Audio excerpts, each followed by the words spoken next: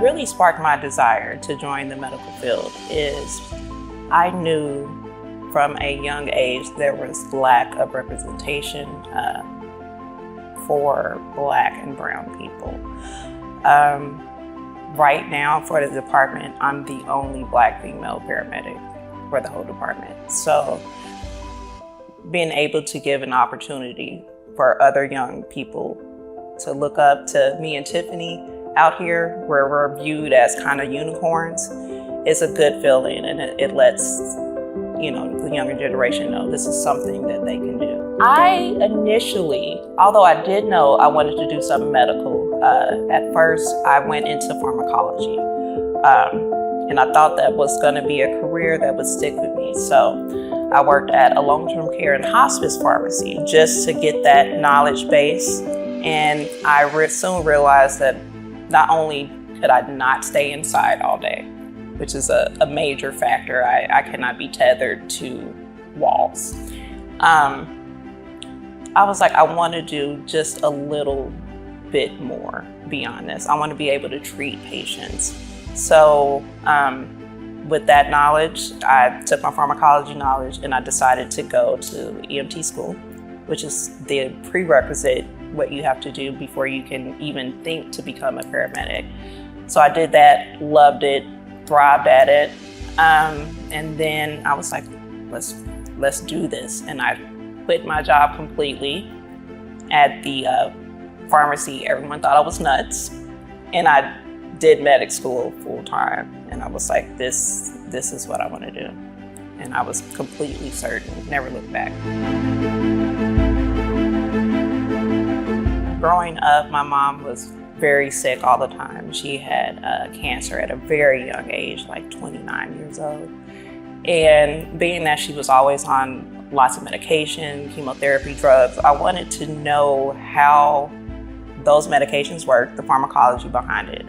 And then also, being able to provide medical care for her because she was bedridden a very large portion of her life. And so that is initially what made me want to go into emergency medicine. And I always knew that it was going to be something medical, but I also knew that I did not want to be in a hospital setting. I need to be outside. So that is why I kind of chose this career, and that's what sparked that. So as a paramedic, I run 911 emergency calls, and I respond to everywhere within the city limits of Kansas City, Missouri. So that could be all the way up from the airport, all the way out south, just north or shy of Grandview. That is your run-of-the-mill calls from your diabetic to delivering babies to treating your traumas, your gunshot victims, car wrecks, just a multitude of things. And you run your calls, you transport them to the hospital, you get them there alive, and then you go back and you do it all over again. If you are assigned to a station, you are at a smaller district. However, me, since I am not suppression, meaning that I don't put out fires, I just deal with EMS, you are on a dynamic shift. Dynamic shift is anywhere within the city they have a need or a shortage. So yes, that is, we float everywhere. And then we also do mutual aid for like AMR, Raytown, Grandview, Blue Springs, when they are short staffed. It's gonna sound probably pretty cliche, but I mean, although you see a lot of wins in this profession, you see sometimes the very worst humanity has to offer. You see the elder abuse cases, you see the child abuse cases, and you run those calls and you're supposed to be normal within the next call to run. You're supposed to somehow delete it from your mind and run the next call and move on to the next patient. And when you run a multitude of those calls, or you have like the worst call where a child is kind of clinging to your leg and you have to leave them behind, it gets tough.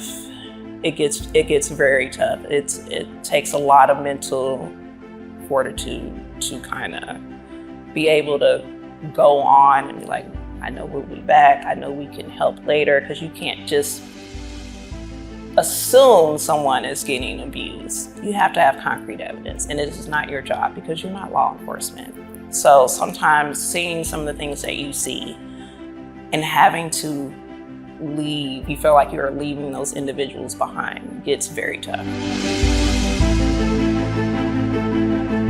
My partner discovered H3, and then she told me about H3. But what I really find very interesting about this organization is the support that they offer for the first responders, medical staff, because I think a lot of times, because of the nature of our jobs, people believe that we are just some strong, emotionalist person who doesn't need support.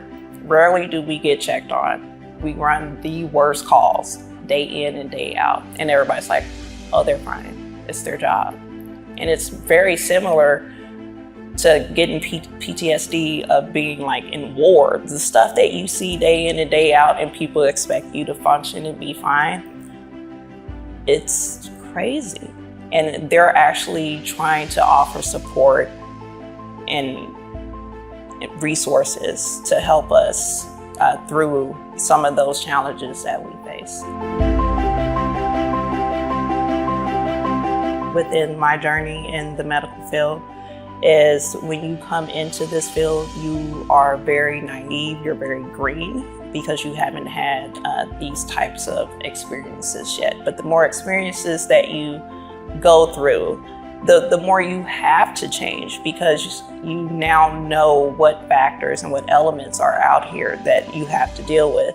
So, for instance, when you run your first car wreck, you feel like you are sitting watching it, like almost as a TV show, because you're so shocked. You've never seen metal bend in such a way. You've never seen bodies contorted in such a way.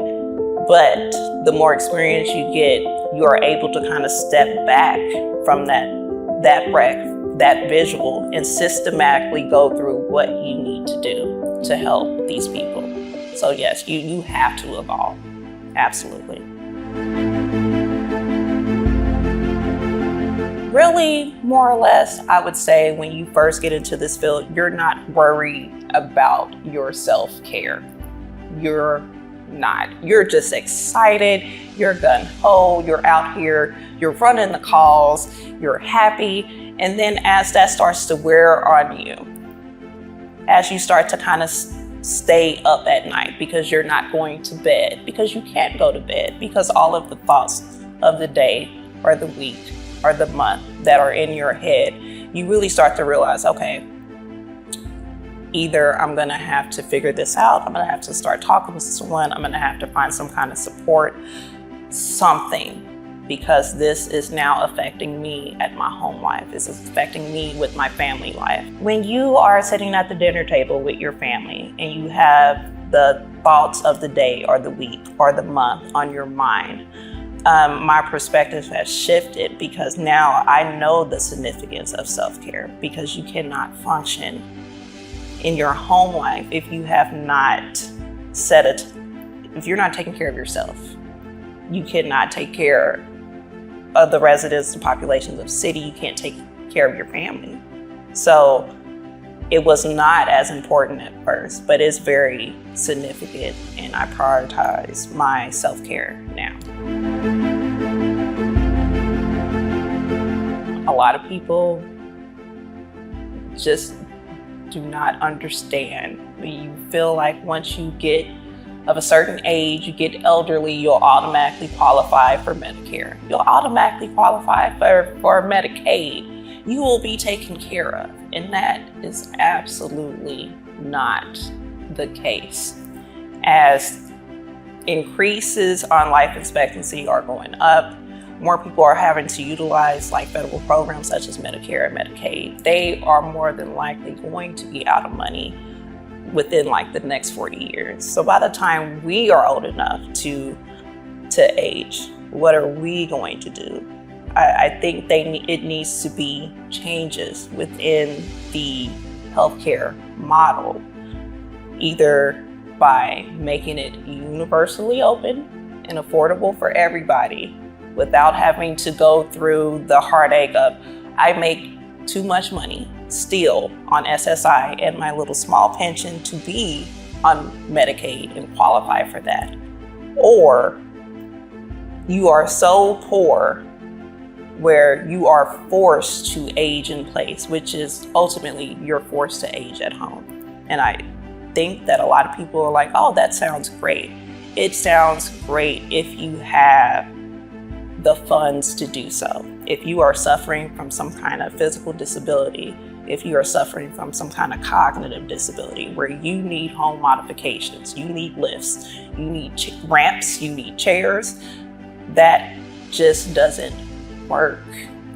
I just think it needs to be more of a conversation about what actually happens to people as they age and get older. All these nursing facilities within the city that we run, you can see the disparity of social economics, social determinants, people who either were higher up on the social hierarchy or lower on that same ladder. The differences in the type of care that they receive is blaring. It really is. If we could make it where everyone who could receive the same type of care across the board, no matter what their background was, no matter what they came from, you would get the same quality type care.